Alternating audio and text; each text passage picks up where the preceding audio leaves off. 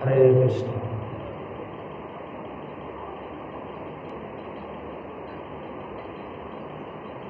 हरे कृष्णा। आप सभी का पुनः आज के संध्याकालीन सत्र में स्वागत है। भगवान का पावन नाम का कीर्तन करते हुए हम लोग आज के सत्र को शुरू करेंगे।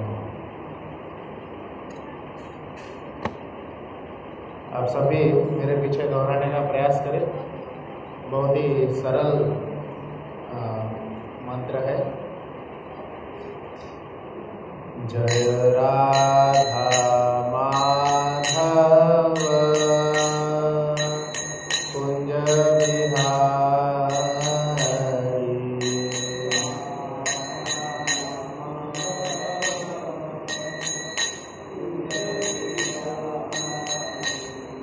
जय राधा माधव कुंज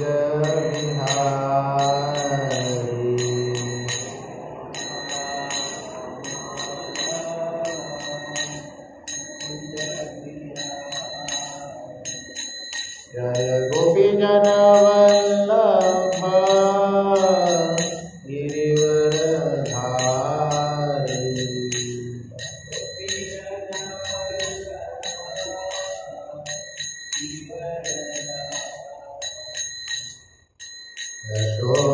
यशोदानंदन व्रज जनरंजन।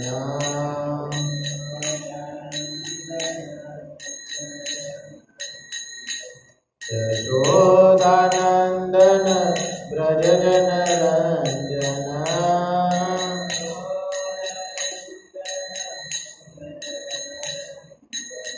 यमुना तीरा वनचारी।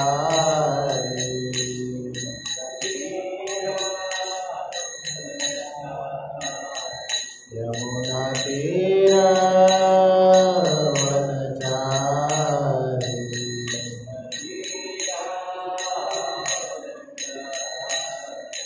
जय राधा माधव कुंज बिहारी।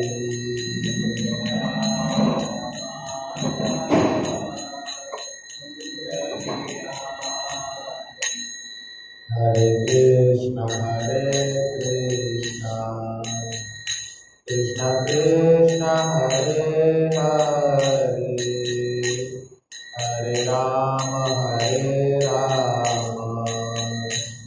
राम राम हरे हरे।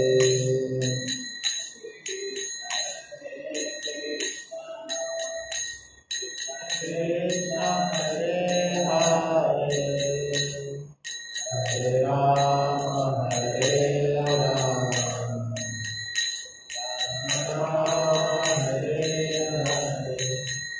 हरे कृष्णा कृष्ण कृष्ण हरे हरे, हरे राम राम राम हरे हरे।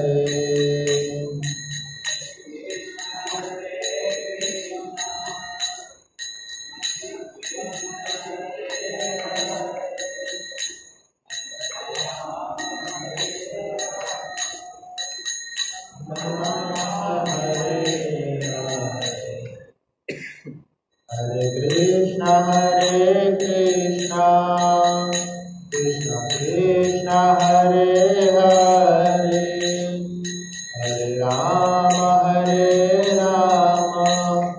राम राम हरे हरे।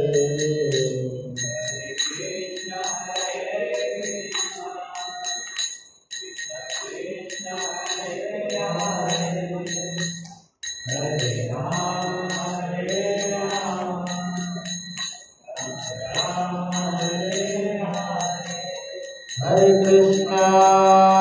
हरे कृष्ण कृष्ण कृष्ण हरे हरे, हरे राम राम राम हरे हरे।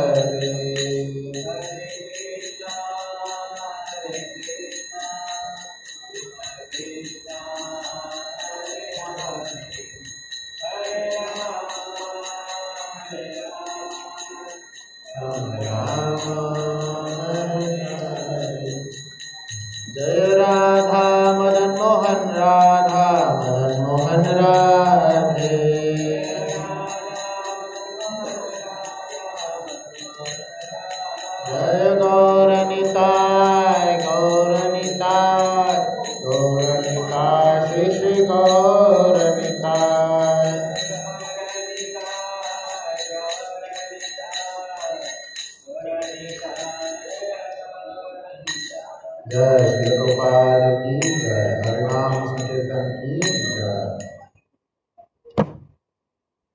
ओम नमो भगवते वासुदेवाय।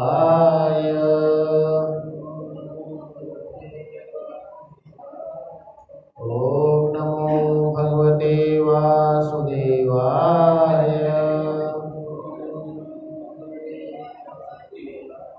ओम नमो भगवते वासुदेवाय।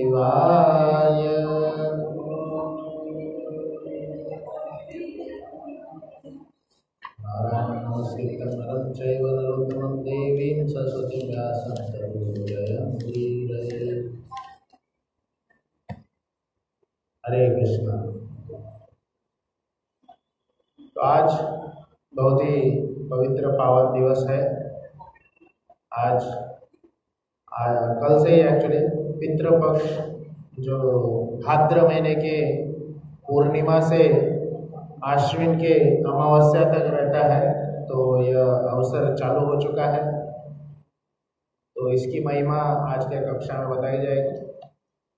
तो कक्षा स्टार्ट करने से पहले आज का जो श्लोक है यह दोहराएंगे हम लोग चैतन्य चरितामृत भगवान कृष्ण जो कि भक्ति कैसी करनी है वह स्वयं सिखाने के लिए भक्त के रूप में आते हैं। भक्तावतारम, भक्त के रूप में आकर के चैतन्य महाप्रभु के रूप में कैसे भक्ति करनी है वह सिखाते हैं।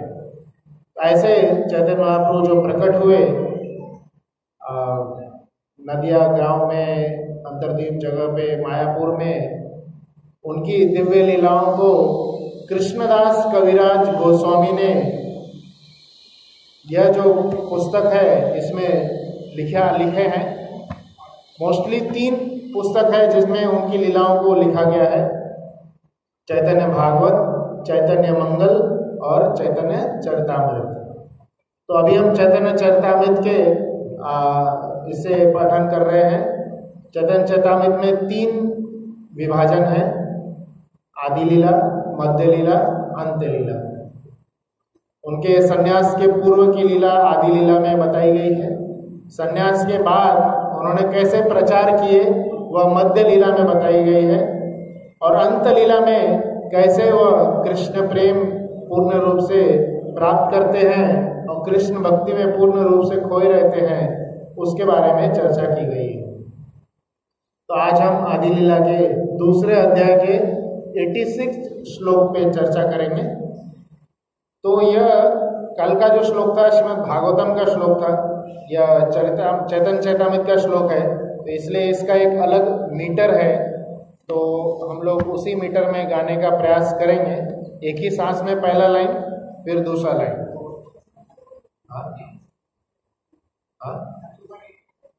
2.86 कल 67 था, तो उसके बाद के श्लोकों में तात्पर्य नहीं है, तो अभी 86 में ही डायरेक्टली तात्पर्य है, क्योंकि बहुत सारा पार्ट जो है इसका फिलॉसफी वाइज है। तो इतना फिलॉसफी प्रभुपाद जी ने क्या किया है, 3-4 श्लोक मिला के एक साथ उसका कवर किया है। तो आप सभी मेरे पीछे दोहराने का प्रयास करें। शब्द कुछ कठिन है पर फिर भी आप दोहराइए। भ्रम प्रमाद विप्रलिप्सा करना पाटव।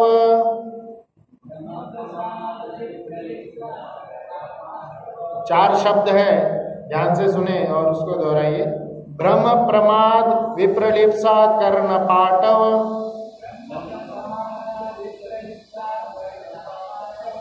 आर्ष विज्ञ वाक्य नाही दोष ऐ सब।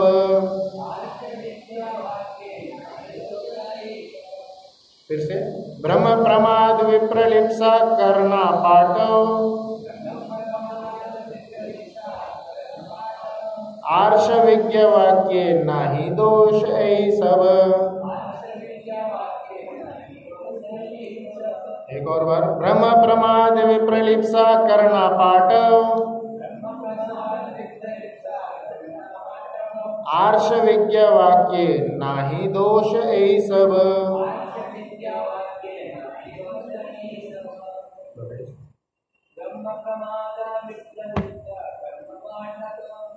ब्रह्म प्रमाद विप्रलिप्सा करना पाटव। आर्ष विज्ञा वाक्य नाही दोष ही सब।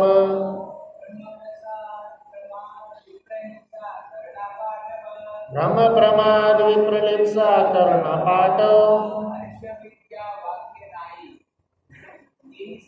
हर्ष विज्ञा वाक्य नाही दोष ही सब। अनुवाद एवं तात्पर्य श्रील एसी भक्तिवेदांत स्वामी प्रभुपाद जी के द्वारा। श्रील प्रभुपाद की जय। अनुवाद।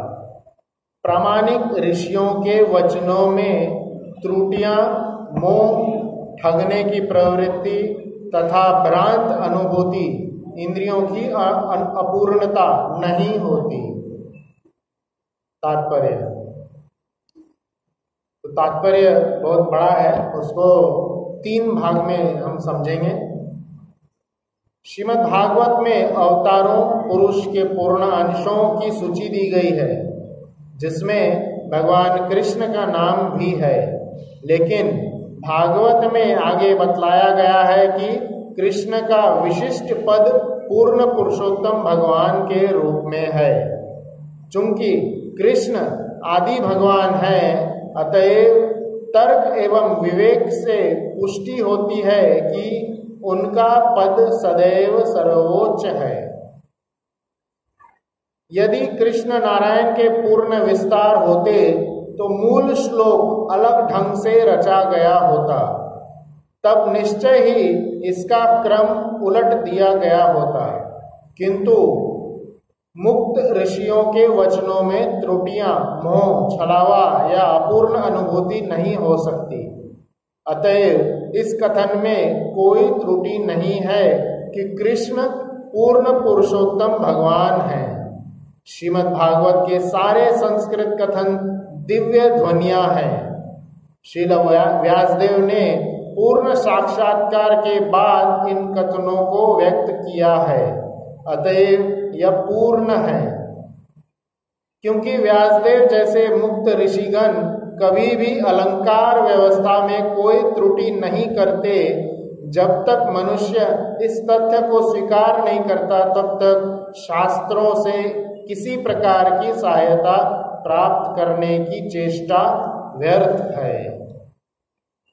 ओम अज्ञानतिमिरन्धस्य ज्ञानाञ्जनशलाकया चक्षुरुन्मीलितं येन तस्मै श्रीगुरुवे नमः। श्रीचैतन्यमनोभीष्टं स्थापितं येन भूतले स्वयं रूपः तदा मह्यं ददाति पदान्तिकम्। हरे कृष्ण। आप सभी का स्वागत है। आज हम आज की कक्षा को 3 भाग में समझेंगे। अंत तक बने रहिए। आज का कक्षा बहुत ही ज़्यादा इंटरेस्टिंग है। 3 भाग में समझा जाएगा। आज के कक्षा में 3 पॉइंट्स रहेंगे। सबसे पहले कृष्ण की दिव्यता को समझेंगे हम लोग। भगवान कृष्ण जो इस श्लोक में बताया जा रहा है, सभी अवतारों के शेष अवतार, आदि पुरुष हैं। ब्रह्मा जी भी जैसे गाते हैं, गोविंदम आदि पुरुषम तमहं भजामि। गोविंद जो कि गाय चराने वाले हैं, गायों के स्वामी जो हैं, इंद्रियों के जो स्वामी हैं, ऐसे गोविंद, गोपाल, कृष्ण, ये कौन है? आदि पुरुष। हमारे पूर्व कोई हुए हैं, हमारे उनके पूर्व कोई हुए हैं, दादाजी, परदादा, पर दादा, पर दादा, ऐसे पर करते जाएंगे तो सबसे ऊपर में जो है वो हम कहाँ तक पहुंचेंगे?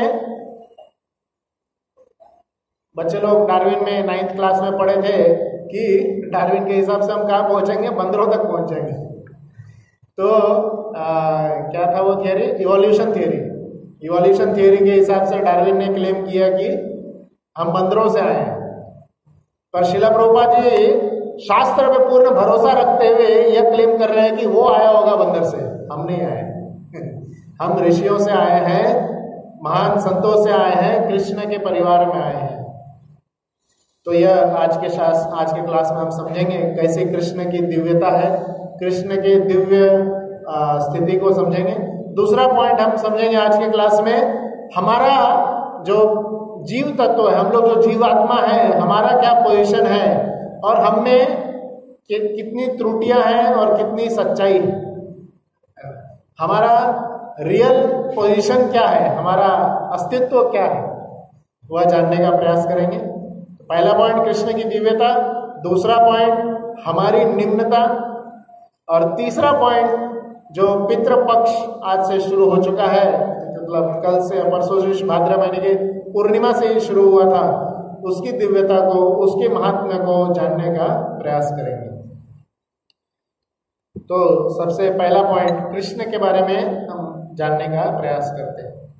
इस श्लोक में बताया गया है आर्ष विज्ञ वाक्य, दूसरा लाइन है, दूसरा लाइन भगवान और हमारे जीवात्मा, हम जो जीवात्मा है उनमें डिफरेंस बताता है। आर्ष विज्ञ वाक्य नाही दोष यही सब, जीवात्मा और भगवान या भगवान जो अवतार लेके प्रकट होते हैं, इनमें बहुत ज्यादा भेद है। कई लोग ऐसा कहते हैं कि हिंदू मिथोलॉजी शब्द का उपयोग करके बोलते हैं कि यह सब काल्पनिक धारणाएं हैं, समाज में व्यवस्था बनाए रहे इसलिए कुछ लोगों ने ऐसा उल्टा सीधा कुछ तो कहानी सुना दी और उस पर भरोसा करते हुए लोग आगे बढ़ते चले गए। मूर्ख लोगों के द्वारा ऐसा कहा जाता है, पर यहाँ पे क्लियर रूप से बताया जा रहा है जीवात्मा और भगवत तत्व जो होते हैं उनमें क्या डिफरेंस है, उनमें क्या, उसमें क्या पोजीशन है। आर्ष विज्ञा वाक्य नाही दोष यही सब।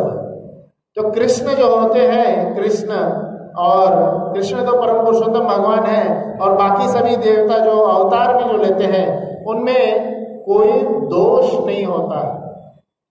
और हम सब जो जीवात्माएं हैं हमने दोष ही दोष भरा हुआ है। तो इसको हम थोड़ा गहराई से समझेंगे। यहाँ पे बताया जा रहा है कृष्ण परम पुरुषोत्तम भगवान है। कृष्ण जब यहाँ प्रकट हुए थे तो 3-4 कुछ शब्दों में कृष्ण की लीलाओं को बारे में बखान करता हूँ, जिससे बहुत ही आसानी से कोई भी आसानी से समझ सकता है कि कृष्ण कैसे परम पुरुषोत्तम भगवान है। कृष्ण जब जन्म लिए थे या प्रकट हुए थे, तब कैसे प्रकट हुए थे? चतुर्भुज विष्णु के रूप में प्रकट हुए थे। कृष्ण भगवद गीता में कहते हैं, बहुत सुंदर श्लोक है, आप सब मेरे पीछे दोहराइए। जन्म कर्म च में दिव्यम एवं यो वेति तत्वतः त्यक्त्वा देहं पुनर्जन्म नायति मामिति स अर्जुन। यह श्रीमद् भगवद गीता के 4थे अध्याय में 7वां श्लोक है। 4थे अध्याय का एक बहुत ही प्रसिद्ध श्लोक है जो आप सब लोग बहुत सुंदर रूप से जानते होंगे, जिसमें कृष्ण बोलते हैं कि हर युग युग में वह प्रकट होते हैं। कौन सा श्लोक है, कोई बोलना चाहेंगे? यदा आया, कौन बोले? हाँ बोलिए, पूरा बोलिए, बैठे बोलिए। हाँ, यदा यदा हि धर्मस्य ग्लानिर्भवति भारत, और अभ्युत्थानम् अधर्मस्य तदात्मानं सृजाम्यहम्। यह श्लोक सब लोग जानते हैं, भारत में तो सब लोग इसी श्लोक को कोट करते रहते हैं, पर श्रील प्रभुपाद जी ने इस श्लोक को बिल्कुल भी कोट नहीं किया, कहीं पे भी कोट नहीं किया। और एक श्लोक है क्या, कर्म सिद्धांत को स्थापित करता हुआ एक श्लोक है कि कर्म हमें करते रहना चाहिए और कृष्ण बाकी का देख लेंगे। तो यह सब श्लोकों को कम प्राथमिकता दी गई, और जो मेन इंपॉर्टेंट श्लोक है उस पर स्ट्रेस दिए प्रभुपाद जी ने। यदा यदा ही धर्म से, ठीक है भगवान प्रकट होते रहते हैं, पर भगवान कैसे प्रकट होते हैं, क्या करते हैं प्रकट होके, वह जानना ज्यादा महत्वपूर्ण है। इसलिए प्रभुपाद जी ने यदा यदा ही धर्म से श्लोक पे स्ट्रेस नहीं दिया है। जो बाहर की दुनिया में इसको बहुत ज्यादा प्रचलित माना जाता है, ये बस एक नॉर्मल श्लोक, प्रभुपाद जी ने किस पे श्लोक दिए हैं, किस पे स्ट्रेस दिए हैं? जन्म कर्म च में दिव्यम। कृष्ण का जन्म और कर्म बहुत ही ज्यादा दिव्य है, हमारे ऐसा नहीं है। हम रोते रोते आए थे और रोते रोते रुलाते रुलाते जाने वाले हैं, रोते रोते आए थे और रुलाते रुलाते जाएंगे, क्योंकि पूरा जीवन भर हम ऐसा ही कार्य कर रहे हैं जो कि किसी न तो कोई हमारे कार्यों से रो रहा है। बहुत ही कुछ लोग ही हंसते हैं हमारे कार्यों से, और आप लोग अगर दिल पे हाथ रख के बोलेंगे, जो लोग हंसते भी हुए हमारे कार्य से, वो भी हमारे पीठ पीछे हमें छुरा ही भोंकने का कार्य करते रहते हैं। यह है हमारे कार्य, पर कृष्ण के कार्य दिव्य होते हैं। कृष्ण के जन्म दिव्य है, कृष्ण का कार्य दिव्य है। जन्म कैसे लिए कृष्ण? हमारे हाथ कितने हैं? 2। कृष्ण चतुर्भुज रूप में जन्म लिए, शंख चक्र गदा पद्मधारी, यह सब लेते हुए कृष्ण प्रकट हुए। जेल में, मथुरा जेल में आज भी वह जेल है, तो वहां पे कृष्ण ने जिनको पिता माता स्वीकार किया, कृष्ण के माता पिता कोई नहीं हो सकता, कृष्ण ही सबसे आदि पुरुष है, तो अजन्मा है वो। उन्होंने 2 ऐसे जीवात्मा हुए, वसुदेव और देवकी, तो उन्होंने ऐसी कठिन परिश्रम, कठिन भक्ति किए थे, कई जन्मों तक तपस्या किए कि हे कृष्ण, हे मधुसूदन, आप इतने दिव्य हैं, आपको वात्सल्य भाव में मैं प्रेम करना चाहती हूँ। दोनों ने प्रार्थना की, आपको पुत्र भाव में मैं प्राप्त करना चाहता हूँ, आपके जैसा पुत्र प्राप्त करना चाहता हूँ। तो कृष्ण उनसे प्रसन्न होकर के उनको क्या आशीर्वाद दिए? तथास्तु तथास्तु तथास्तु। तो कृष्ण उनको ऐसे आशीर्वाद देते हैं, पर कृष्ण बाहर जाके सोचते हैं, आशीर्वाद तो दे दिए, बाद में क्या सोचे? मेरे जैसा पुत्र देना है। अरे मेरे ऐसा तो कोई है ही नहीं। ये सिर्फ कृष्ण बोल सकते हैं, हम नहीं बोल सकते। हम लोग अहंकारवश बोल सकेंगे, है ना। हम सब लोग जैसे कोई कंपनी में काम करते हैं, सीईओ होते हैं, तो बोलते हैं अरे thousands of people are reporting me every day, ऐसा ईगो रहता है उनमें, है ना। कई सारे लोग मुझे रिपोर्ट कर रहे हैं, मेरे अंडर इतने सारे लोग काम कर रहे हैं, तो मेरे जैसा कोई नहीं है। कई सारे लोग जब अमीर हो जाते हैं, कई सारे गाड़ी बंगला उनके पास हो जाता है, बोलते हैं मेरे जैसा कोई नहीं। जो रिकॉर्ड बना लेते हैं, जैसे टॉप मोस्ट बिलियनर का रिकॉर्ड हो या किसी स्पोर्ट्स में रिकॉर्ड हो, जैसे स्पोर्ट्स में कोई बहुत ही बेस्ट कर देता है तो उसको गोल्ड मेडल ऐसा मिलता है ना, तो रिकॉर्ड होता है। पर क्या वो रिकॉर्ड टिकता है? अगली बार उसको तोड़ देते हैं, है ना। तो ऐसा इस संसार में कोई नहीं क्लेम कर सकता कि हमारे जैसा कोई नहीं, पर कृष्ण ने सोचे, और वो सही थे, कृष्ण के ऐसा कौन है। तो कृष्ण ने बोले ऐसा मैंने वचन तो दे दिया उनको, मेरे जैसा पुत्र उनको देंगे, पर मेरे ऐसा कोई नहीं है, अतः 3 बार मैं खुद उनके पुत्र के रूप में प्रकट हूं। तो पहली बार वो कृष्ण गर्भ और सुतपा के रूप में, वही देवकी वसुदेव आते हैं, उनके पुत्र के रूप में कृष्ण प्रकट होते हैं। दूसरी बार वामन देव के रूप में कृष्ण प्रकट होते हैं, और तीसरी बार स्वयं कृष्ण जो वसुदेव और देवकी के रूप में उनके माता आए थे, उनके पुत्र के रूप में आते हैं, चतुर्भुज विष्णु के रूप में, 4 भुजाएं लेते हुए, दिव्य वस्त्रों को पहने हुए, पीतांबर वस्त्र पहने हैं, कई सारे दिव्य अलंकार उनके पास भरे हुए हैं। ऐसे पुत्र के रूप में कृष्ण वसुदेव देवकी के सामने प्रकट हुए थे। और क्योंकि कंस का जो ये फैला हुआ था, जो उस समय इतने बुरे कृत्य कर रहा था, वो उसका हर जगह हाहाकार मचा हुआ था, तो उनसे उनकी माता भी डरी हुई थी। तो उनकी माता को सांत्वना देने के लिए उन्होंने क्या बोले कि आप मुझसे डरे हुए हैं, तो इसलिए आप मुझे उधर, मैं बच्चे के रूप में प्रकट हो जाता हूँ, आप मुझे गोकुल धाम में नंद बाबा के घर में छोड़ दीजिए। तो आते ही उन्होंने दिव्य लीलाएं प्रकट की, अपने ही माता पिता को उनके पिछले 3 जन्मों के बारे में याद दिला दी। हमें खुद अपने जीवन के बारे में याद नहीं, हम कल क्या खाए, परसों क्या खाए, हम भूल जाते हैं। कृष्ण प्रकट होते ही अपने माता पिता को पिछले 3 जन्मों के बारे में याद दिला देते हैं, और उसके बाद बोलते हैं इतने बड़े थे, बाद में छोटे से बच्चे बन जाते हैं, और बोलते हैं ठीक है मुझे क्या करो, उधर लेके चले जाओ।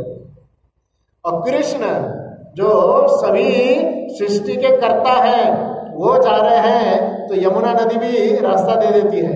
हम चलेंगे, यमुना रास्ता देगी? उल्टा डुबा लेगी। वहां पे आप कोई जाएंगे, स्लिपरी रहता है। यमुना का जो बैंक्स होते हैं, गंगा के जो बैंक्स होते हैं, स्लिपरी होते हैं, वो आपको अंदर ले लेगी।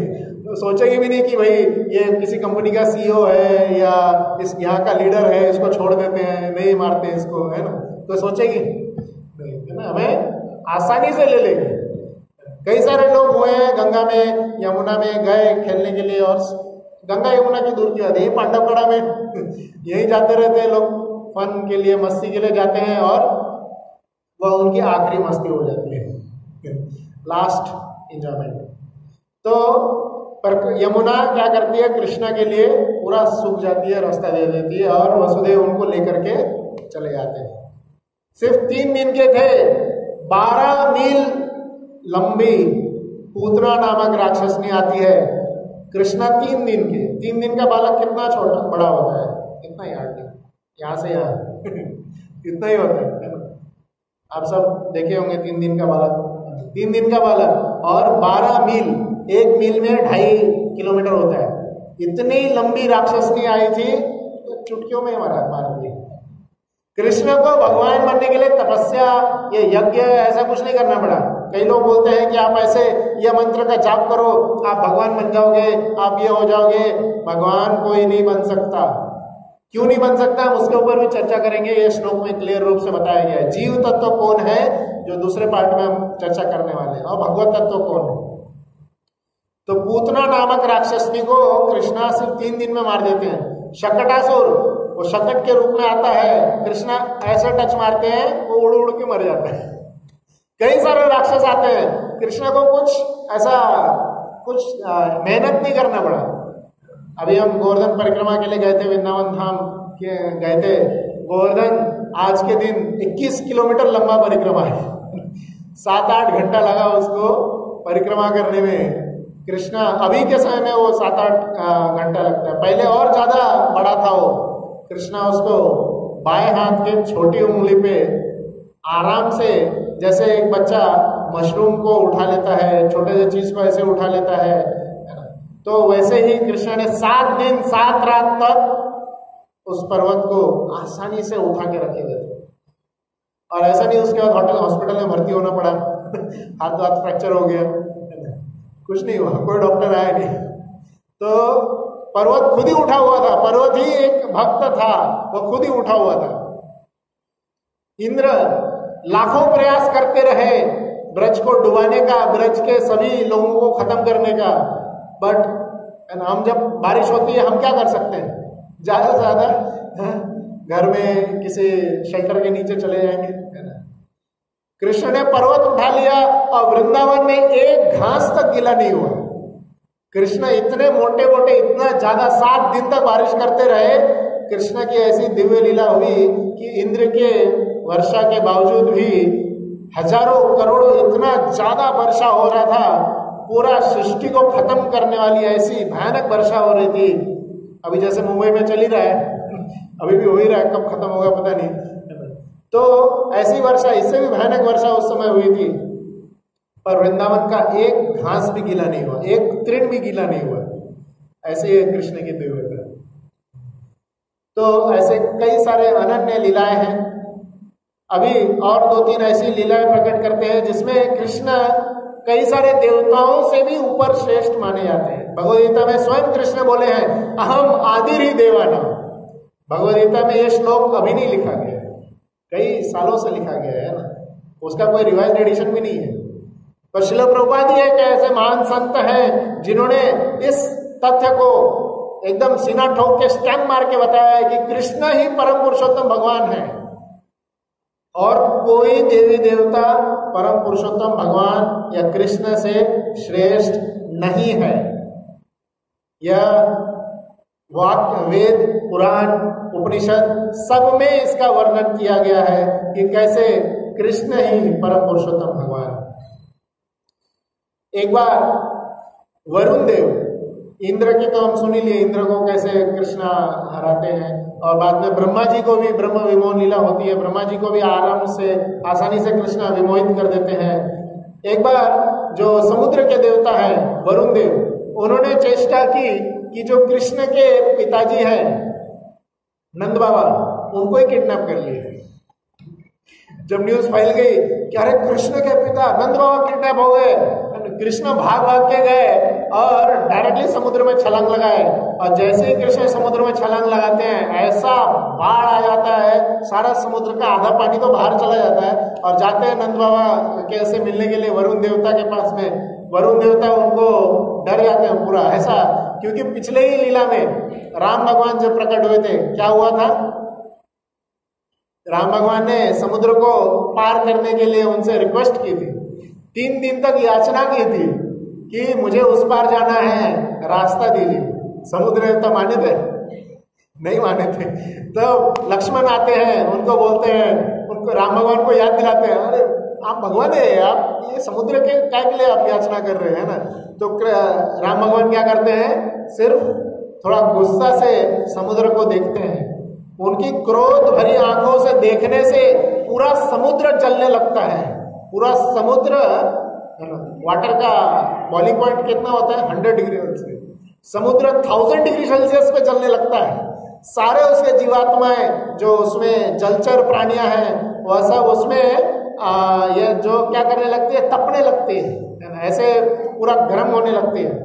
समुद्र देवता प्रकट हो जाते हैं डर के मारे, और राम भगवान के सामने शरणागत हो जाते हैं, बोलते हैं माफ कर दीजिए, गलती हो गई, पहचान नहीं पाया। और वही याद करते हुए अभी कृष्ण के सामने, कृष्ण को कोई मेहनत नहीं करनी पड़ी, कृष्ण के सामने डायरेक्टली समुद्र देवता प्रकट हो जाते हैं और हजारों श्लोकों से कृष्ण का गुणगान करते हैं। और नंद बाबा को भी और कृष्ण को कई भेंट देते हैं, गिफ्ट्स के साथ विदा करते हैं। जब सीखने गए थे कृष्ण अपने गुरुकुल में, जय श्री राधा मदन मोहन की जय, तो गुरुकुल में गए थे, हमारे जो टीचर हैं आपसे ज्यादा से ज्यादा क्या पेमेंट मांग सकते हैं? जो आप कोई शिक्षण लेने जाते, ज्यादा से ज्यादा 1 लाख रुपए, 2 लाख रुपए, 1 करोड़ रुपए मैनेजमेंट की फीस उतना ज्यादा जाती है ना। कृष्ण के जो टीचर थे, उन्होंने उनसे क्या गुरुदक्षिणा मांगी? मेरा पुत्र गया था कई समय पहले समुद्र में स्नान करने के लिए, वो वापस नहीं आया है, उसको देखिए तो क्या हुआ उसको। और आचार्यगण कहते हैं कि वो कई सालों पहले गया था, ऐसा नहीं कल परसों गया था, कई सालों पहले वो गया था और उसकी वहां पे कई सालों पहले मृत्यु भी हो गई। कई सालों पहले मरे हुए शिष्य को कृष्ण आसानी से जाके लेते आते हैं। पता चलता है मर गए, यमलोक गए, यमलोक में कृष्ण पहुंच जाते हैं, यमराज को बोलते हैं कौन है यमराज, बुलाओ उसको। मेरे गुरु के पुत्र को मारने की हिम्मत कैसे हुई? और कृष्ण के जो पुत्र हैं, कृष्ण के जो गुरु के पुत्र हैं, उनको फटाक से लेते आते हैं। और कृष्ण बोलते हैं, यमराज बोल रहे थे, अरे इसका बहुत सारा पाप का कोटा बचा हुआ है ना, क्या हमारे पाप का कोटा कोई खत्म करेगा? हमने इतने सारे जो पाप किए हैं उसको कोई खत्म कर पाएगा? यमराज बोल रहे थे इसके पाप का क्या होगा? कृष्ण ऐसे देखते हैं उसको, यमराज शांत, ठीक है लो जाओ, लेके जाओ, लेके कोई बात। तो कृष्ण के शरण लेंगे तो सारे पाप भी नष्ट हो जाते हैं, खत्म हो जाते हैं। यमराज, महाविष्णु, कोई भी देवी देवता ले ले, सब के सब कृष्ण के लीला में सबके सब कृष्ण के सामने नतमस्तक हुए। तो ऐसे कई सारे ऐसे इंसिडेंसेस है जिसमें यह पूर्ण रूप से सिद्ध होता है कृष्ण ही परम पुरुषोत्तम भगवान है, कृष्ण ही आदि पुरुष है, सभी देवताओं के स्रोत है। तो यह कृष्ण लीला में प्रस्तुत होता है। तो यह पहला पॉइंट आज के इस कथन का। दूसरा पॉइंट, कृष्ण तो भगवान है, ठीक है, कृष्ण के भगवत तत्व को भी कई लोग नहीं पहचान पाते हैं। क्यों हम नहीं पहचान पाते हैं? क्यों जीवात्माएं, जैसे साइंस जो होता है, कई सारे साइंटिस्ट लोग, जो यूथ लोग साइंस के प्रभाव से, एक्चुअली उनकी भी गलती नहीं है, अंग्रेजों ने हमारे एजुकेशन सिस्टम को ऐसा बदल दिया है कि हमारे एजुकेशन सिस्टम में जो शिक्षा है, शिक्षा मतलब क्या होता है? शस धातु से शिक्षा आती है। शस मतलब डिसिप्लिन, शस्य धातु से शिष्य बनता है। शिष्य जो कि डिसिप्लिन में रहता है वो शिष्य है, और डिसिप्लिन में रहते हुए जो ज्ञान हासिल करता है वो है शिक्षा। तो वह ज्ञान सिर्फ और सिर्फ आज क्या रह गई है, पैसे कमाने के मात्र तक ही रह गई है। कैसे पैसे कमाना है, कैसे दूसरे को नीचे खींचना है, यही सिखाया जा रहा है आज के एजुकेशन सिस्टम में, जो कि पूर्ण रूप से गलत है और किसी काम का नहीं। गुरुकुल में क्या होता था, गुरुकुल में कैसे शिक्षा दी जाती थी, जब तक गुरु को भरोसा नहीं होता था कि ये जो शिष्य है सीख गया है, पास ही नहीं करते थे। आजकल के ऐसा थोड़ी रट्टा मार के गए और अगले दिन जो है वोमिटिंग कर दिए, जो भी गए थे याद लिख दिए, बोल दिए। और अभी तो ऑनलाइन हो रहा है, ऑनलाइन में ये टाइम में आंसर खुला रहता है, ये टाइम में क्वेश्चन खुला रहता है। खत्म। क्या ऐसे ज्ञान लेकर के जो आगे इंजीनियर डॉक्टर सब बन रहे हैं, क्या वो समाज को उद्धार कर पाएंगे, समाज को दिव्य गति तक लेके जा पाएंगे? तो एजुकेशन सिस्टम हमारा धीरे धीरे पूर्ण रूप से खंडित होते चले जा रहा है। तो ऐसे एजुकेशन सिस्टम धीरे धीरे जो अंग्रेजों ने स्टार्ट किए थे उसकी बात नहीं कर रहा हूँ, जो गुरुकुल होता था ऐसे एजुकेशन सिस्टम की बात कर रहा हूँ, जहाँ पे गुरुजन हमें सिखाते थे। ऐसे गुरु, ये जो गुरु होते हैं वह 4 गुण उनमें होते हैं, जो हम सभी जैसे आज साइंटिस्ट लोग सिखाते हैं कि 9th 10th में हम लोग पढ़े होंगे। एक छोटा सा एग्जांपल, जैसे पीरियोडिक टेबल होता है, लोग बचपन में सीखे होंगे। कई सारे जो एलिमेंट्स हैं उनको एक टेबल में उनके प्रॉपर्टीज के हिसाब से रखा जाता है, पीरियोडिक टेबल। तो साइंटिस्ट बोले अरेंज किए, बनाए पीरियोडिक टेबल, बोले नहीं ये गलत है ना, फिर बोलते ये गलत है। तो कई सारे साइंटिस्ट क्या करते रहते हैं, एक्सपेरिमेंट्स करते रहते हैं, और बाद में फिर थोड़े दिन के बाद दूसरा साइंटिस्ट आता है, बोलता है नहीं नहीं, वो साइंटिस्ट ने जो एक्सपेरिमेंट किया था वो गलत है, मैं जो कर रहा हूँ वो सही है। और 4 कारण बताता है कि कैसे वो गलत है और कैसे मेरा सही है, उसके लिए उसको नोबेल प्राइज दे देते हैं, खत्म हो गया। उसके बाद में तीसरा और कोई साइंटिस्ट आएगा, फिर से बोलेगा नहीं वो भी गलत है, अभी मैं जो बताता हूँ वो एक नया है, वो सही है। तो ऐसे साइंटिफिक ऑब्जर्वेशंस जो है हमेशा चेंज होते जाएंगे। कोई भी ऑब्जर्वेशन आप ले लीजिए, क्यों चेंज होते जाएंगे? आज वह खुलासा इस श्लोक में किया गया है। हर जीवात्मा में 4 प्रॉब्लम होते हैं, 4 त्रुटियां होती हैं। हम सभी जीवात्माओं में 4 त्रुटियां हैं। इसीलिए हम भगवत तत्व को या कोई भी जब हम पढ़ाई कर रहे हैं, जब कोई भी चीज रिसर्च कर रहे हैं, वह सब हमारी चीजें क्या रहेंगी, गलत रहेंगी। पर भगवत तत्व, भगवान एवं जो भगवान जो अवतार लेके आते हैं, जैसे यह सब ग्रंथ जो ऋषि मुनियों ने लिखे हैं, व्यासदेव एवं जैसे कृष्णदास कविराज गोस्वामी, ऐसे जो व्यासदेव ऐसे जो ग्रंथ लिखते हैं, सुखदेव गोस्वामी जो ग्रंथ बोले हैं, यह सब भगवान के शेष अवतार हैं। इनमें यह त्रुटियां नहीं होती। इसीलिए यह त्रुटियों से परे होने के कारण क्या है, वेद वाक्य है, और इनको हमें बाय डिफॉल्ट मानना चाहिए। इनमें कोई त्रुटि नहीं हो सकती। वेद बोलता है कि चांद एक दिव्य ग्रह है, चांद एक दिव्य ग्रह है, उसमें नहीं जा सकते हम लोग, है ना, उसमें हम इस देह से नहीं जा सकते हैं। वो देवताओं का घर माना गया है, चंद्र देवता होते हैं, उनका घर है वो। पर साइंटिस्ट लोग एरोप्लेन बना के, अलग अलग यंत्र बना के उसमें जाना चाहते हैं, चंद्रयान एवं मंगलयान ऐसे बना के एक्सपेरिमेंट होड़ लगी हुई है कि कैसे वहां जाएंगे। पर श्रील प्रभुपाद शास्त्र के आधार पर डायरेक्टली बोल रहे हैं कि कोई भी इंसान चांद पे जा ही नहीं सकता है। नासा कई सारे एक्सपेरिमेंट्स करके जाने की कोशिश किए, तो कई सारे लोग, कई सारे शिष्य थे, श्रील प्रभुपाद से पूछे। श्रील प्रभुपाद ने पहले तो डायरेक्टली बोले नहीं, जा ही नहीं सकते, पर अंत में कई सारे बोल रहे थे, तो इसलिए बोले कि वो कहाँ चले गए होंगे, जो मीटोराइट्स जो होते हैं, या जो ग्रहण लगता है चांद पे, ऐसे ग्रहों पे वो चले गए होंगे गलती से। और बाद में साइंटिस्ट लोगों का भी कई सारा एक्सपेरिमेंट्स बाद में आया है कि वह जो नासा का जो एक्सपेरिमेंट था कि वो लोग चांद पे गए थे, वह सब क्या है, फेक है। यहीं पे कहीं स्टूडियो बना के वो स्क्रीन सेटअप किया गया था और प्रथम आने की होड़ जो मची हुई थी उसमें अमेरिका फर्स्ट आ गया कि हम लोग पहले चांद पे गए। तो शास्त्र बोलता है कि बिना वैसे पुण्य कर्म किए हम चांद पे जा ही नहीं सकते। ऐसे शास्त्र के वाक्यों पे ही हमें भरोसा करना चाहिए, ना कि ऐसे मूर्ख साइंटिस्ट लोग होंगे। हालांकि होंगे वो कितना पीएचडी किए हुए, है ना, पर फिर भी क्योंकि वह वेद के वाक्य को नहीं मान रहे हैं, कृष्ण के शास्त्र के वाक्यों को नहीं मान रहे हैं, तो अतः वो कौन है? और कोई नहीं, मूर्ख। यह शास्त्र में बताया गया है। कैसे मूर्ख है वो? क्योंकि हर एक, चाहे कोई भी हो, हर एक इंसान में 4 कमियां होती हैं। और कौन सी कमी है? सबसे पहली कमी जो बताई गई है वह है भ्रम। भ्रम, 4 कमियां हैं: भ्रम, प्रमाद, विप्रलिप्सा, करना पाटा। तो पहला जो कमी बताई गई है वह है भ्रम।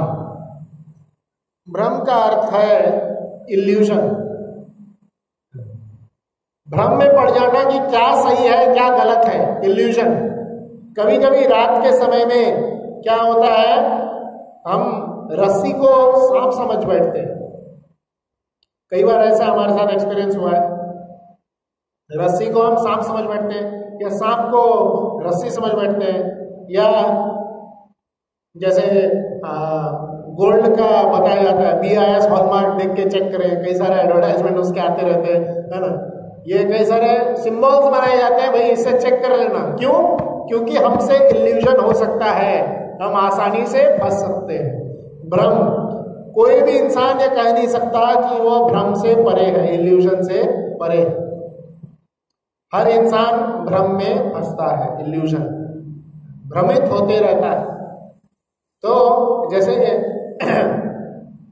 कई समय पहले प्लेग बीमारी फैल रही थी, तो साइंटिस्ट लोग इसके जैसे अभी कोरोना फैला, तो उसके सिम्टम्स देख करके पहले क्या लग रहा था कि अरे ये तो वायरल फीवर है, तो ठीक है, उसका कुछ दे रहे थे दवाई। बाद में पता चला ये वायरल नहीं है, तो ठीक ही नहीं हो रहा है ना। दूसरा पता चला ये बीमारी, ये कई सारे एक्सपेरिमेंट्स करते रहे, आज तक कर ही रहे, आज तक उसका दवाई नहीं निकला है। इतना मॉडर्न एडवांसमेंट हो गया, फिर भी आज तक कोरोना का दवाई है नहीं है। प्रोटेक्शन मेजर है, छाता पकड़ लिए कि भाई बारिश नहीं होगी, पर कोरोना से बचने का कोई दवाई निकला है क्या? कोई नहीं। वैक्सीन अलग बात है, वैक्सीन हमें छाता की तरह प्रोटेक्शन दे देता है, वैक्सीन लेने के बाद भी लोग मर रहे। तो जैसे स्टार्टिंग में एक्सपेरिमेंट कर रहे थे, तो वैसे प्लेग जब बीमारी फैल रही थी, कई सारे लोग एक्सपेरिमेंट कर रहे थे। एक साइंटिस्ट आया, है ना, बोलते हुए कि ये जो प्लेग बीमारी है किस लिए फैल रही है? बिल्लियों की वजह से फैल रही है। बिल्ली बहुत हो गए हैं, तो बिल्लियों में कई लोग जो बिल्ली जो इधर उधर खा के गंदा कर देते हैं, उसकी वजह से जो गंदगी फैल रही है उसमें ये बीमारी फैल रही है। तो सरकार ने फटाक से उस साइंटिस्ट को गोल्ड मेडल दे दिया, नोबेल प्राइज दे दिया, और सारे बिल्लियों को मारने का ऐलान कर दिया। सारे बिल्लियों को मारने लगे। फिर क्या पता चला, अरे बीमारी और बढ़ती चली जा रही है और हाई स्पीड से बढ़ने लगी है। फिर साइंटिस्ट लोग रिसर्च करने चले, और फिर क्या पता चलता है, अरे सॉरी गलती हो गई गलती हो गई, माफ कर दीजिए। क्या हुआ, वो बिल्ली से नहीं, वो चूहों से फैल रहा है, ऐसा वो बोलते हैं। तो ऐसे कई सारे गलतियां साइंटिस्ट लोगों से होते रहते हैं, क्योंकि वो भी एक जीवात्मा है, हम सब जीवात्मा है, हम सब भ्रमित होते रहेंगे। दूसरा, प्रमाद। प्रमाद का अर्थ यहाँ पे बताया गया है, ध्यान न देने के कारण सच्चाई को गलत समझना, सच को गलत समझना और गलत को सच समझना। जैसे बहुत दूर देखने के पश्चात क्या होता है कि हमें धरती और आकाश एक जगह मिलते हुए दिखते हैं, रेल के 2 पटरियां एक जगह मिलते हुए दिखते हैं।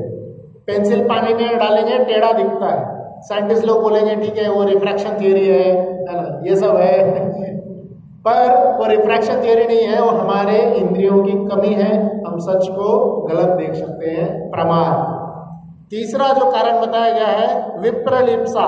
विप्रलिप्सा मतलब ठगने की प्रवृत्ति, ठगने की प्रवृत्ति। आप बाजार में जाएंगे, आपको कोई चीज खरीदेंगे तो क्या बोलता है दुकानदार, सिर्फ आपके लिए हम दाम कम करके दे रहे हैं, आप ही के लिए यही कम दाम है बाकी आपसे कोई हम प्रॉफिट नहीं ले रहे हैं। प्रॉफिट नहीं ले रहा तो दुकान कैसे चला रहा है?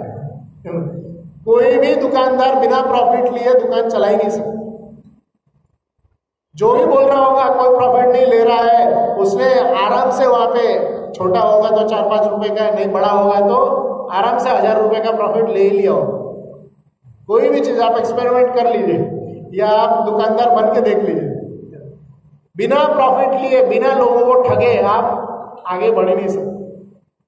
इसलिए कई बार भक्त लोग आकर हमसे पूछते हैं कि स्वामी जी थोड़ा बिजनेस में ऊपर नीचे हो ही जाता है, लोगों को झूठ बोलना पड़ता है, क्या यह सही है? तो बिना प्रॉफिट में लिए बिना ठगे बिजनेस में आगे बढ़ ही नहीं सकते। बहुत ही कम लोग होंगे जो ऐसा कुछ उपाय सोच सकेंगे कि बिना ठगे वो बिजनेस में आगे बढ़े, बिना दूसरे लोगों को ठगे।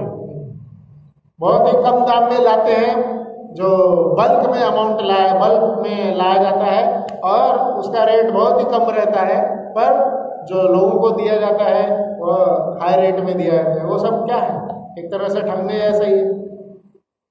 तो ठगने की जो प्रवृत्ति है, चीटिंग टेंडेंसी जो कहा जाता है, हर छोटी छोटी बात में हम ठगते रहते हैं। तो यह जो बताया गया है, जैसे छोटी छोटी बात पे है ना, जैसे आप कहीं एक जगह से जा रहे होंगे, कहीं नए जगह पे आप पहुंचे होंगे, वहां पे आप बहुत ही चकाचौंध, वहां की चकाचौंध को देखते हुए बहुत ही आकर्षित हो जाते हैं और इधर उधर देखते हुए जाते हैं। जैसे हम लोग अभी गए थे, जयपुर गए थे, तो वहां पे सिटी पैलेस नाम का एक बहुत सुंदर जगह है। सिटी पैलेस में ऐसे दिव्य दिव्य चीजें रखी गई है, एकदम म्यूजियम के ऐसा है वो, और बहुत ही सुंदर सुंदर दिव्य चीजें रखी है जो कि पहले के जमाने में राजा लोग यूज किया करते थे।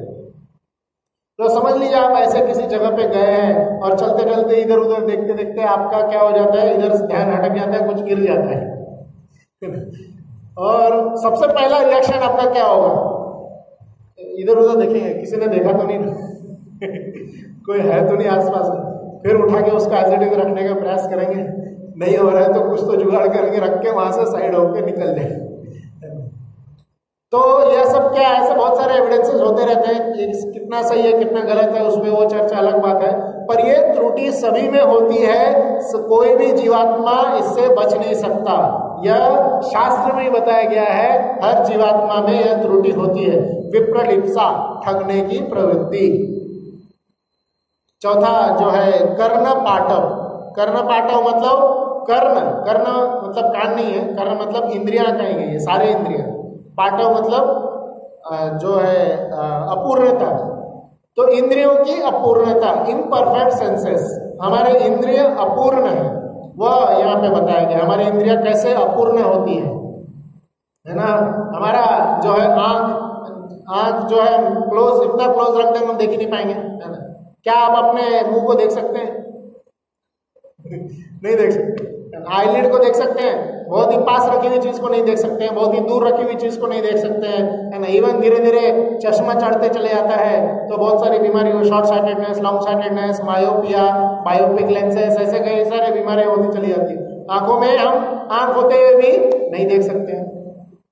कान में भी बताया गया 20 डेसिबल से 20,000 डेसिबल इतना ही हम सुन पाएंगे। जैसे अगर किसी गोडाउन में सांप बहुत सारे हो जाते हैं, चूहे बहुत सारे हो जाते हैं, तो क्या करते हैं, एक अलग ही डेसिबल पे, उसको बोलते हैं इंफ्रारेड साउंड। इंफ्रारेड साउंड का एक बहुत ही अलग मशीन आता है, उसको चालू कर देते हैं, और वो जब चालू कर देते हैं, चूहे लोग वो आवाज सुन सकते हैं, हम लोग नहीं सुन सकते। तो चूहों के लिए ऐसा लगेगा कि भाई क्या हो रहा है, बहुत ही ज्यादा शोरगुल, उनके लिए नॉइज पोल्यूशन जैसा हो जाएगा, तो उनका कान फटने लगेगा, है ना। हमें कुछ सुनाई भी नहीं देगा, ऐसी आवाज होती है जो हमें सुनाई भी नहीं देगा। अभी भी कई सारे रेडियो वेव्स यहाँ पे चल रहे हैं, है ना। जैसे मोबाइल या यूट्यूब, मोबाइल में इंटरनेट कनेक्शन ऑन कर लेंगे, कई सारे चैनल्स को हम देख सकेंगे, यूट्यूब में अलग अलग चीजों को हम देख सकेंगे, वैसा रिसीवर लगेगा तब, नहीं तो कई सारे रेडियो वेव्स तो चल ही रहे, हमको देख सकते हैं, समझ सकते हैं, नहीं समझ सकते। हमारे इंद्रियां जो है अपूर्ण है। तो ये 4 डिमेरिट्स बताए गए हैं जीवात्माओं में। सबसे पहला क्या है, भ्रम, भ्रम मतलब इल्यूजन में फंसना। दूसरा जो है प्रमाद, सही को गलत समझना, गलत को सही समझना। तीसरा जो है विप्रलिप्सा, और चौथा कर्णपाठ, इम्परफेक्ट सेंसेस। तो ये 4 त्रुटियां सभी में होती है, उसके कारण हम जो चीजें हैं उनको सही तरीके से नहीं समझ पाते हैं। अतः हम में और भगवत तत्व जो भगवान जो प्रकट होते हैं उनमें हजारों बहुत ही ज्यादा डिफरेंस है। शास्त्र वाक्य किनके द्वारा कहा गया है? भगवान या भगवत तत्वों के द्वारा कहा गया है, जो भगवान व्यासदेव एवं इन रूपों में प्रकट होते हैं। जय श्री राधा मदन मोहन की जय। तो अतः इसलिए वेद वाक्य, शास्त्र वाक्य आपको एकदम परफेक्ट है, इसमें आंख बंद करके भरोसा करना चाहिए, तभी हम कृष्ण को, शास्त्र को समझ पाएंगे और उसको अप्रिशिएट कर पाएंगे। और तीसरा जो आज के लेक्चर में आज बताना चाहता था कि अभी जो पितृपक्ष यह जो समय चालू है, यह एक ऐसा दिव्य समय है जब हम अपने जो हमारे पूर्वज हैं उनको, उनके प्रति हम अपनी कृतज्ञता व्यक्त कर सकते हैं। उनके वजह से ही हमें इस समाज में रहने को मिला, समाज में जीने को मिला, समाज में कई सारी चीजें हमें सीखने को मिली। शास्त्र में कहा जाता है कि हम कई लोगों के प्रति ऋणी होते हैं। कौन कौन से ऋण होते हैं हमारे ऊपर? भागवत में बहुत सुंदर श्लोक है, आप सब भी मेरे पीछे दोहराइए। देवर्षि भूताप्त निर्णाम पितृणाम, देवर्षि, ठीक है थोड़ा लंबा श्लोक है, मैं ही बोलता हूं। देवर्षि भूताप्त निर्णाम पितृणाम न किंकरो नायम ऋणी च राजन सर्वात्मना यह शरणम शरण्यम गतो मुकुंदम परिहृत्य कर्तव्य। 4 ऋण हम पे हमेशा होता है। देवों का ऋण, सनलाइट है ना, आप बिल नहीं भरिए, रिलायंस वाले आपका काट लेंगे इलेक्ट्रिसिटी बिल, है ना, फिर आपको बिल जब तक नहीं भरते नहीं आएगा। और सनलाइट हम इतना आसानी से, सनलाइट वाटर इतना आसानी से ले रहे हैं। वाटर का फॉर्मूला हमें पता है, H2O, बना के पीजिए। फिर क्या हम बना के पी सकते हैं? 2 हाइड्रोजन मॉलिक्यूल कलेक्ट करिए, 1 ऑक्सीजन मॉलिक्यूल कलेक्ट करिए, जोड़ के पानी बनाइए, बना सकते हैं। बना भी लिए, साइंटिस्ट ने बना लिया, डिस्टिल्ड वाटर बोलते हैं उसको। पी नहीं पाएंगे, पी नहीं पाएंगे, उसमें कुछ स्वाद ही नहीं है। रसोहम अपसु कौनतेय, कृष्णा ने बोला पानी में जो स्वाद है ना वो मैंने बताया, कृष्णा बता रहे पानी का स्वाद कृष्ण है। इसलिए हमें जब पानी पीते हैं कृष्णा को धन्यवाद देना चाहिए। तो देवों का ऋण होता है हम पे, इस पे भी बहुत बड़ा क्लास हो सकता है, समय के अभाव में शॉर्ट में हम इसको बताऊंगा। दूसरा होता है भूतों का ऋण होता है। भूत प्रेत नहीं, भूत मतलब बाकी जीवात्माएं जो है, सभी जीवात्माओं का हमारे प्रति ऋण है। कई सारे, जैसे हम यहाँ पे जॉब कर रहे हैं तो हम जाके खेती बाड़ी नहीं कर सकते, कुछ लोग खेती कर रहे हैं, कुछ लोग हमारे घर में आके हमारा घर का काम करके दे रहे हैं। ऐसे कई सारे लोगों के प्रति हम ऋणी होते हैं। तो देवों के प्रति हम ऋणी हैं और बाकी जीवात्माओं के प्रति हम ऋणी हैं। तीसरा आता है आप्त। आप्त मतलब हमारे फ्रेंड्स, रिलेटिव्स, इन सब के प्रति भी हम ऋणी हैं। और चौथा आता है पितृ। पितरों के प्रति, हमारे पूर्वजों के प्रति भी हम हमेशा ऋणी होते हैं। तो हमारे जो पूर्वज, जो माता पिता या दादा दादी और उनके परदादा, ये सब जो हमारे रहे हैं, हमें जिन्होंने संस्कार दिया, हमें जिन्होंने पहचान दिया है ना। सबसे पहला, जैसे महाराष्ट्र में पूछा जाता है, क्या पूछते हैं? नाम नहीं पूछता कोई, क्या पूछते हैं? सरनेम पूछते हैं। सरनेम पहले लगाया जाता है, उसके हिसाब से इंसान क्या जज कर लेता है कि भाई यह बिहार से है कि महाराष्ट्र से है कि राजस्थान से है ना। पहचान, तो हमारी पहचान हमारे पूर्वजों ने हमें दी है। अनेक हजारों कारणों से हम उनके प्रति ऋणी हैं। तो शास्त्र में अभी का जो समय है यह एक विंडो के रूप में है। अभी विंडो खुल गया है, खिड़की एक खुल गई है, जब हम उनके प्रति कृतज्ञ होकर कृतज्ञता व्यक्त कर सकते हैं और उनके प्रति हम अपना जो आभार व्यक्त करना चाहते हैं वो कई सारे माध्यम से हम कर सकते हैं और उन तक यह पहुंचता है। यही समय है 15 दिन का जो है समय कहा जाता है। भाद्र महीने के पूर्णिमा से आश्विन के अमावस्या तक जो अभी चालू है। अभी कल गया था, परसों भाद्र महीने की पूर्णिमा गई थी और शायद 6 या 7 अक्टूबर को अश्विन का अमावस्या आएगा। तो तब तक जो है यह 15 दिन का दिव्य समय है। ऐसा कोई नहीं कह सकता कि जिसके परिवार में कोई नहीं गया होगा। तो हम सभी अपने पूर्वजों के प्रति ऋण को पूरा करने का यह बहुत ही उत्तम समय है। अभी अगर कोई बोलेगा अरे मैं भक्ति कर रहा हूँ, माला कर रहा हूँ, तो हमारा क्या ऋण पूरा हो गया होगा? नहीं। क्या हम शुद्ध नाम जप कर रहे हैं? नहीं कर रहे हैं।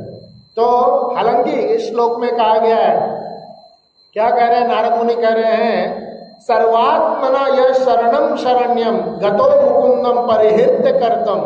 जो मुकुंद मुक्तिदाता, ऐसे भगवान मुकुंद के शरण में जाते हैं, उनको किसी और के शरण में जाने की जरूरत नहीं है, किसी देवी देवता किसी के शरण में जाने की जरूरत नहीं है। उन सभी का ऋण माफ कर दिया गया है। कृष्णा सभी के हेड है, सभी के सुपरवाइजर हैं। कृष्णा सभी का ऋण माफ कर देते हैं, कोई ऋण चुकाने की जरूरत नहीं है। पर हम पतित जीवात्माएं हैं, हमें ये सब कमियां हैं, हम उतना हाई लेवल की भक्ति नहीं कर रहे हैं, इसलिए हमें यह ऋण चुकाने की जरूरत है। तो कैसे चुका सकते हैं, उसके कुछ तरीके बताए जाते हैं। जैसे कि बाकी सभी शास्त्र में कहा गया है कि आप क्या करें, भोजन कराएं, ब्राह्मणों को भोजन कराएं। कृष्ण में बोलते हैं नमो ब्रह्मण्य देवाय गो ब्राह्मण हिताय च जगत हिताय कृष्णाय गोविंदाय नमो नमः। तो कृष्ण जो कि मुकुंद है, उनको खुश करने का, पितरों तक ऋण पहुंचाने का, ऋण पूरा करने का कृष्ण एक रास्ता बताते हैं कि आप ब्राह्मणों को भोजन कराइए, गायों को भोजन कराइए। पर हमारा समाज ऐसा मूर्ख निर्लज्ज समाज है, गायों को भगा दिए कुत्तों को घर में पाल रहे हैं। गाय इतना सुंदर पवित्र जानवर है, उसका एक एक अंग जो है, चाहे उसका मल मूत्र भी हो, सब हमारे लिए फायदेमंद ही होता है। पर गायों को समाज में रहने के लिए नहीं दिया जाता है। पर फिर भी आपको जहाँ भी गाय मिले, आप उनका उनको ऋण पूरा कर सकते हैं, उनको खिलाने का प्रयास करें जहाँ भी गाय मिलेंगे। और ब्राह्मण जन जो है, जैसे मंदिर में ब्राह्मण भोज की व्यवस्था होती है, तो आप जहाँ मंदिर के मैनेजमेंट सबसे पूछ के मंदिर में ब्राह्मण भोज की व्यवस्था कर सकते हैं। ब्राह्मण भोज से, गायों को भोजन कराने से, और कैसा भोजन? प्रसाद जो है प्रभु के साक्षात दर्शन है। भगवान को जो ऑफर किया जाता है, ऐसा प्रसाद जब हम पितरों को ब्राह्मण एवं गायों के द्वारा देते हैं, वह पितरों तक पहुंचता है। और कर्मकांड पद्धति में एक और कहा जाता है कि कौवे को खिला सकते हैं, और कुछ रास्ता बताया जाता है। क्योंकि जो पितृ नाम का जो लोक है, उसका जो हेड है वो अरण्य नाम के एक देवता है। अरण्य देवता जो है, उनका जो व्हीकल है, उनका जो वाहन है, वो BMW नहीं है, कौवा है। वो कौवे पे चलते हैं वो लोग। जैसे इन लक्ष्मी माता उल्लू पे चलती है ना, हमारे गणेश जी चूहे पे चलते हैं, ऐसे कई सारे। तो अरण्य देवता के है ना एक वाहन है कौवे, इसलिए कौवों को भोजन देने से वहां तक पहुंचता है। अब कुछ लोग जो सोफिस्टिकेटेड बड़े लोग हैं, वो क्या कहते हैं, अरे ये सब बकवास है, क्या पहुंचता है क्या? यहाँ पे मैं खाना दे रहा हूँ, वहां पहुंच जाएगा। तो ऐसे मूर्ख लोग, ये जैसे मोबाइल अपनाते हैं, मैं यहाँ पे मैसेज टाइप करता हूँ, या व्हाट्सएप मैसेज होता है स्मार्टफोन में, है ना, यहाँ पे मैं टाइप करता हूँ, पर पहुँचता है ना आपको? मैं आपको व्हाट्सएप भेजूंगा, मिलेगा? इंटरनेट कनेक्शन हो जाए, मिल जाएगा, है ना। मेरे पास भी मैसेज होता है, आप तक भी मैसेज पहुँच जाता है, चाहे वीडियो हो, आजकल तो सब कुछ पहुँच जाता है। वीडियो, जो टेक्स्ट मैसेज है या वीडियो मैसेज है, इमेज है, PDF है, जो भी बोलेंगे सब पहुँच जाता है। मेरे पास भी होता है, आप तक भी पहुंच जाता है। उसी तरह हम यहाँ पे ऑफर करेंगे, यहाँ पे दिख रहा होगा कि यहाँ रखा हुआ है, ब्राह्मणगण यहाँ खा रहे, पर वो मंत्रों के उच्चारण से कृष्ण को जब हमने समर्पित किए हैं, तब वह ऊपर पहुंच जाता है। पूर्ण भरोसा रखते हुए गतो मुकुंदम शरणम शरण्यम, ऐसे मुकुंद के शरण में हमें जाना चाहिए और मुकुंद के शरण में जाने से हमारे सारे ऋण भी पूरे हो जाएंगे और पितरों तक भी वह हमारा कृतज्ञता पूर्ण व्यक्त हो जाएगा। ऐसे मुकुंद जो कि श्री राधा मदन मोहन यहाँ पे स्वयं विराजमान है, उनके प्रांगण में हमें उन सभी से कृष्ण से प्रार्थना करना चाहिए। हमारे जिनके प्रति भी हमारा ऋण है उन सभी से प्रार्थना करना चाहिए कि हमारे ऋण, हम जो भी यहाँ पे आज इस परिस्थिति में हैं उस ऋण को हमारा पूरा करने की कोशिश करें। हमें जो भी त्रुटि हो माफ करें और कभी भी हमें ईगोवश कभी नहीं समझना चाहिए कि मैं महान हूँ, ये हूँ। हमेशा याद रखें ये 4 कमियां हमें हमेशा रहती है। इसीलिए हमें हर पल कृष्ण स्वयं चैतन्य महाप्रभु क्या कहे, हमारा पोजीशन हमें बताएं। क्या हमारा पोजीशन है? जीवेर स्वरूप होए कृष्णेर नित्य दास। हम हमेशा हमेशा हमेशा कृष्ण के दास ही रहेंगे, दास थे, हैं और हमेशा रहेंगे। हम कृष्ण के दास हैं, तो इसीलिए हमें भगवान के शरण में जाना चाहिए, अपने मालिक के शरण में, अपने माता पिता के शरण में जाना चाहिए और उनको नम्र निवेदन करना चाहिए कि हे कृष्ण, हे मधुसूदन, जैसा भी हूँ आपके शरण में आया हूँ और मुझे आप अपने, जैसे विभीषण गए थे राम के शरण में और राम भगवान वहाँ पे कहते हैं कि जो भी मेरे शरण में आता है और वहाँ पे आके कह देते तव अस्मि, आज से मैं आपका हूँ। कृष्ण राम क्या होते हैं? रघु कुल रीति चली आई, प्राण जाए पर वचन न जाए। कृष्ण ने, राम भगवान ने वहाँ पे वचन दिए, जो भी कृष्ण के शरण में जाएंगे उनका सब ऋण भी माफ हो जाएगा और उनको कृष्ण अपने शरण में ले लेंगे। जय श्री राधा मदन मोहन की जय, श्रील प्रभुपाद की जय। हरे कृष्ण।